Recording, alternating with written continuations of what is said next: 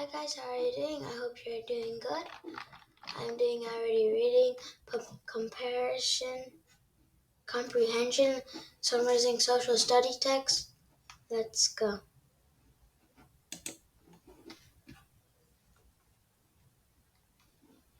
A Mission at Midnight by Cameron Morazi.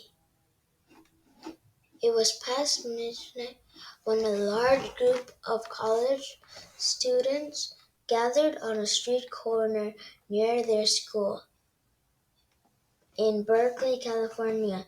They didn't want to be noticed, but they were hard to miss. All the students used wheelchairs and they were, except for two, and they were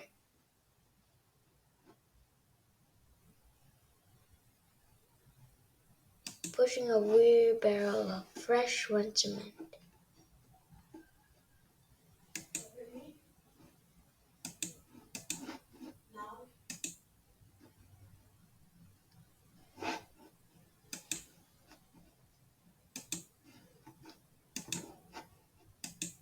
Okay. Working quickly, they divided into smaller groups. The students poured wet cement onto different street corners, and then they rolled away into the darkness. By morning, neighbors awoke to sloppy but functioning ramps at multiple curbsides.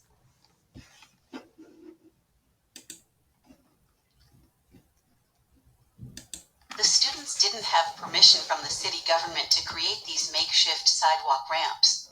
In fact, the city had promised to install ramps months earlier, but the students were tired of waiting. No one seemed to grasp how important ramps were to people with wheelchairs. Without ramps, people with wheelchairs couldn't get on or off a sidewalk. So the students took matters into their own hands that night. They called themselves the Rolling Quads, and they were determined to fight for what they needed. That's cool.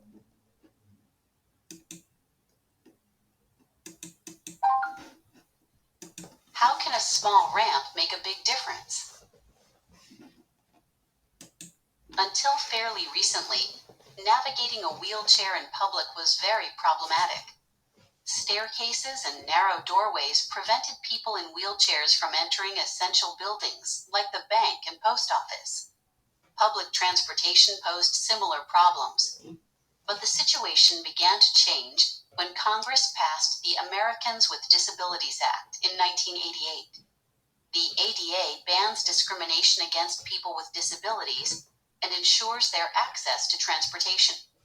Now, public buildings must provide ramps and wide doors, and buses must feature lifts. These changes and others have brought greater independence for people with disabilities. Let's keep going. How did the Rolling Quads fight for what they needed?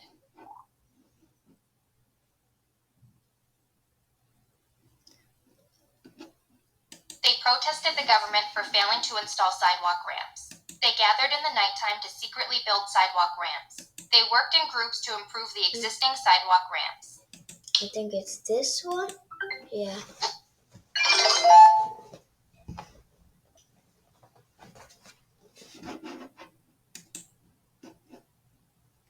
Curb cuts. The ramps on sidewalk corners are called curb cuts, and they're common nowadays. But the rolling quads were around in the early 1970s when all curbs had hard edges. Without curb cuts, it was nearly impossible for someone in a wheelchair to get around town. Lawrence Carter Long, an advocate for people with disabilities, described the problem like this. If you're trying to get across the street and there are no curb cuts, 6 inches might as well be Mount Everest. For these college students, navigating the streets near school was like searching for a secret route in a dangerous video game. Driveways were the only places to enter or exit a sidewalk, and students were often forced to roll in the street alongside cars. Why did the Rolling Quads want curb cuts? Curb cuts make sidewalks available to people in wheelchairs. Getting onto a sidewalk without a curb cut is like trying to climb up a tall mountain.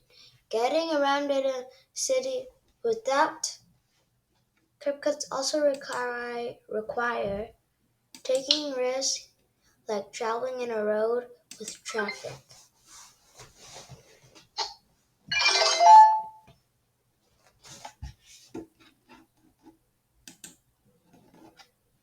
The rolling quads.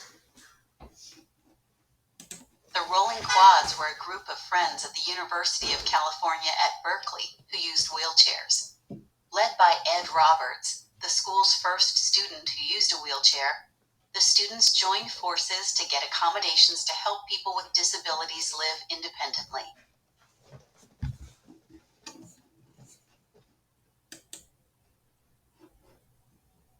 To Ed and his friends, one of the most obvious needs was for curb cuts.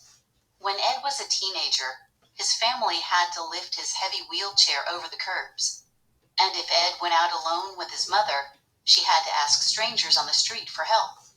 Imagine if you had to depend on the kindness of strangers just across the street at every single intersection.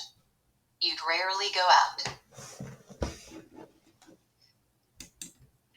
Which sentence gives a key detail about the Rolling Quad's goal? The students worked to get what they needed to be self-reliant. The students asked for help crossing every street corner. The students searched for people who would guide them. This one.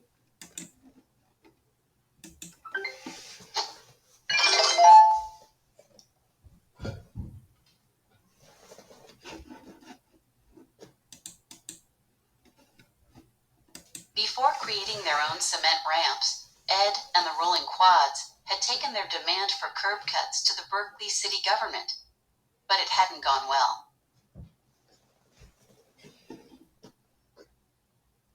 When we first talked to legislators about the issue, Ed said in a speech, they told us, curb cuts? Why do you need curb cuts? We never see people with disabilities out on the streets. Who is going to use them? Clearly, legislators did not understand the challenges faced by people with disabilities. The Rolling Quads set them straight. You have it backwards, they explained.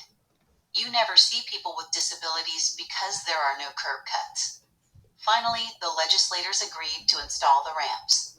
It was a victory for the Rolling Quads, except that the work would be delayed for months, setting that secret midnight mission into effect.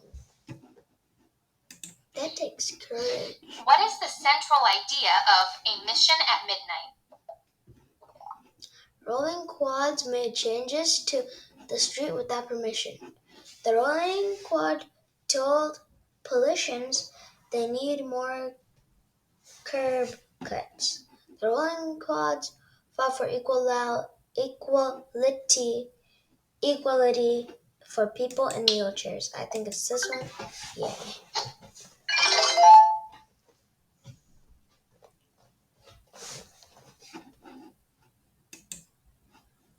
Clearly, legislators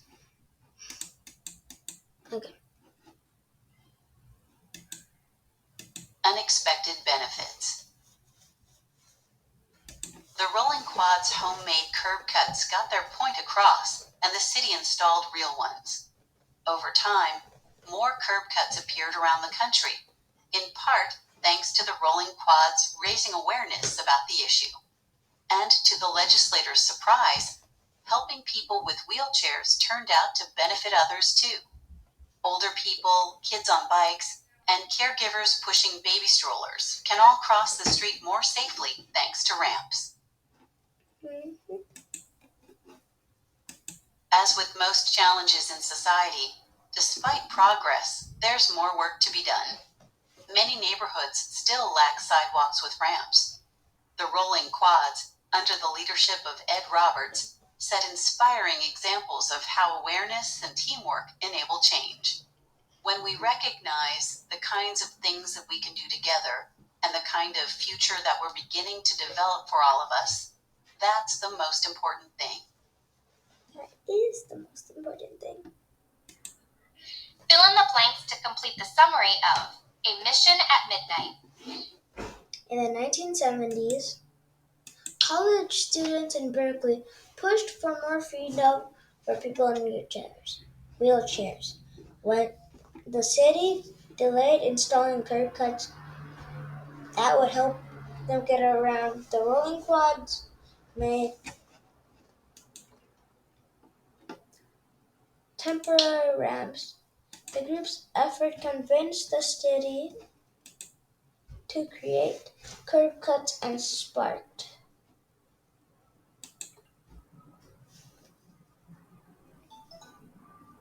similar improvements nationwide. I think this is right. Yeah.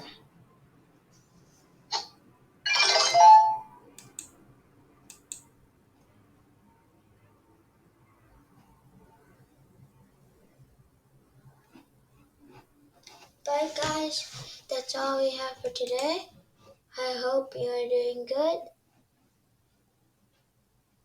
See you next